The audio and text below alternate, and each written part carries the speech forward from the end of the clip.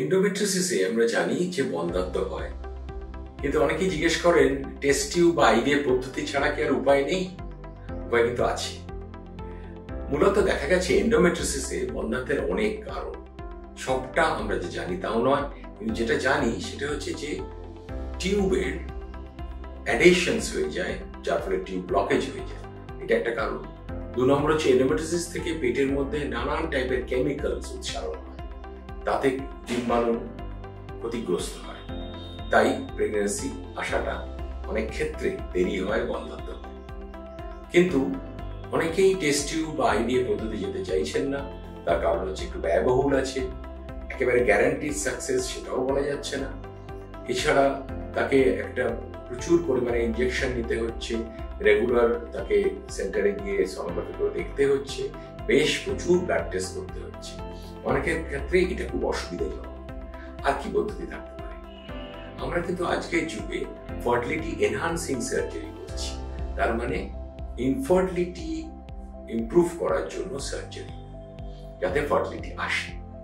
সেটা কিভাবে করা হয়? এন্ডোমেট্রিওসিসের ক্ষেত্রে ভেতরে যে টিউবস গুলো ব্লকেজ হয়ে গেছে সেগুলোকে একটা খোলার চেষ্টা করা হয়, অনেক অংশেই খোলা যায়, অন্তত একটা টিউব খুললেও কিন্তু প্রেগন্যান্সির চান্স অনেক ব্রাইট।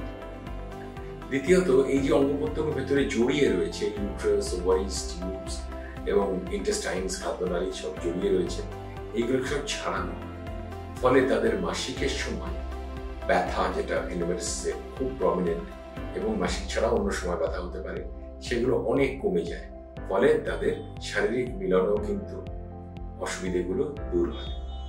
এবং এই ওপেন সার্জারির ভয় থাকে না, কারণ পেট কেটে অপারেশন করা হচ্ছে না, সেখানে একটা ব্যথা, অনেক দিনকার রেস্ট, পরে একটা হার্নিয়া, এসব প্রবলেম থাকছে না।